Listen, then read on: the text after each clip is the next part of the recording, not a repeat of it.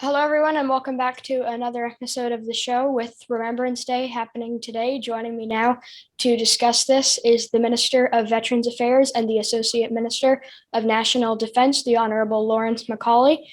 Minister, thank you for joining me. I suppose we'll start off with, as we mark Remembrance Day this year, the rising of the flag in time for Remembrance Day to then lower it again. Obviously, the flag had been flown at half mast to honor those survivors of residential schools. The flag will be lowered again for Remembrance Day to honor the veterans who fought in the war. So maybe let's start there. How important is it to the government to lower the flag at half mast to honor our veterans? This was kind of a discussion around should we lower it? Should we not just again in regards to residential schools? Now it seems most people are on the same page, but maybe speak a little bit about that. Well, of course, it was lowered to show respect and pay respect to the children who lost their lives, of course. But for the flag, for veterans, it's so vitally important. In fact, that, as you're well aware, they fight for the flag, they fight for the nation, and the flag represents the nation. And it's so important that we can lower the flag on November the 11th to make sure we pay the respect to the veterans. Very important. If you see any military action in movies or anything else, it always involves flags. It's important. Absolutely. So maybe kind of going on, it's important. How can we educate people on Remembrance Day to just again educate people on the impact that veterans had on Canada? Well, in fact, just what you're doing, Wyatt, is educating people, number one.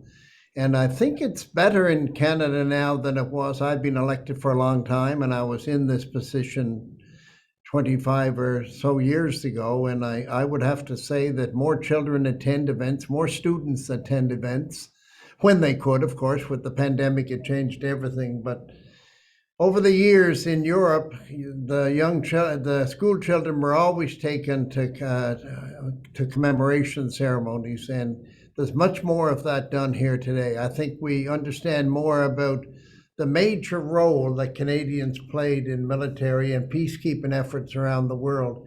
Is becoming more recognized, and as you know, you have to know your history, and in case you might repeat it, you heard that a number of times, and that's so important. But it's important to know your history so that you know what, we have a lot of things to be proud of. These people lost their lives so you and I could do exactly what we're doing right now. And you mentioned about children and them attending events as much as possible. So again, still on the topic of educating people, but obviously attending ceremonies and such is important. But how can we make sure that even in schools or even just in their personal life that they're educated on the impact that our veterans had? Well, I think it's important that in our curriculum and education system that we be sure that students understand, in fact, the role, and we have played a large role in many efforts around the world, a military, Afghan, peacekeeping, First, Second Korean War, and back before that. So it's so important that the school system and the curriculum have more of that so that young people become educated, also become educated in that area, which of course is important. And I believe we've learned a lot about American and British history. It's pretty important to know about Canadian history. And I would have to say we are doing more of that, but need to do more still. And you mentioned about the war in Afghanistan and such, but also I was at a Remembrance Day ceremony last weekend, and there was obviously lots of people there.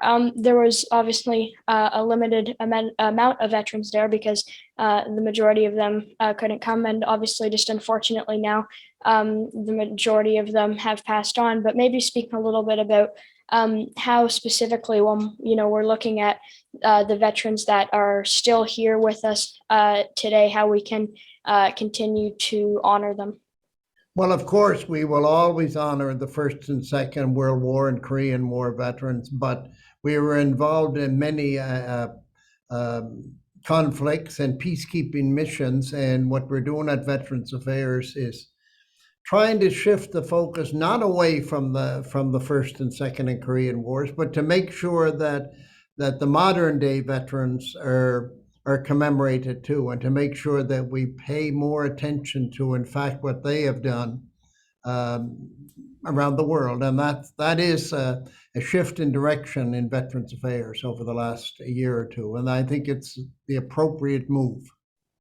And what role can different levels of government play? You mentioned specifically your ministry, but even just in general, just government or different levels of government, what role can they play in making sure that veterans are honored still?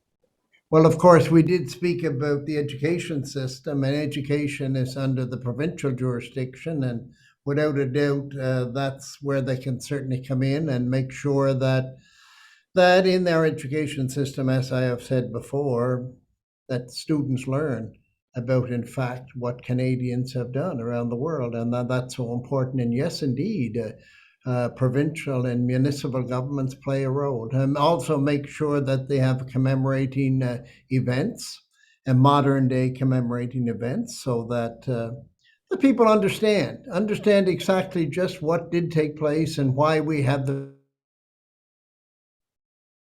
this country. It just does not happen. We have to make sure that we pay the respect to the people that made sure it did stay that way in this country. And I think it's a great honor for myself to have, for the second time in my political career, the privilege of representing the veterans at the cabinet table. It is a great honor for myself. And obviously, you're the Minister of Veterans Affairs. What does it feel like to be the minister kind of responsible for the veterans portfolio on a day where we're honoring and remembering all of the veterans, and what role do you play? Well, of course, the role I'll play will be at the National War Memorial here in Ottawa, but what it does to you is make you think, in fact, of what it was like. Sometimes it's cold on Remembrance Day. And we must remember, without any question, what these people went through during the wars. Of course, we're still commemorating the First and Second World War, but times it was very tough then. Any war is terrible, but they went through a lot in the First World War in the trenches and that. And these kind of things come to your mind when we're commemorating these events. It comes to your mind as to what. Just imagine what these people went through. It's if you didn't go through it, of course, it's pretty difficult to truly understand, but it had to be pretty horrible. And I'll just ask you one final question. Obviously, you mentioned the National War Memorial is where you'll be, but maybe speaking a little bit about just in general what an average Canadian can do on Remembrance Day to kind of remember them. I think it's kind of a question that people might see as an easy question or whatever, but I think it's a question that, for many people, they think it's just Remembrance Day and they don't have much of a role to play. But what can most people do? I would say to Wyatt, every day, every time you get a chance to say thank you, just the word thank you to a veteran, because it's difficult to imagine when you did not go through what they went through in order to provide peace and security around the world. And also, well, you can go on what they did in our long-term institutions and everything else. It'd be, of course, commemorate on Remembrance Day, 2-minute silence. But it's very easy to see a veteran and just say, thank you. They know what you mean, and it puts pride. They're proud if you say that to them, and it's the appropriate way. Remembrance Day can be every day in that light. All right, Minister. Well, that was my last question. So thank you for joining me here today. Obviously, an important day as we continue to honor our veterans. So thank you again, and it's been great talking with you. Thank you very much, Wyatt, and all the best, my friend.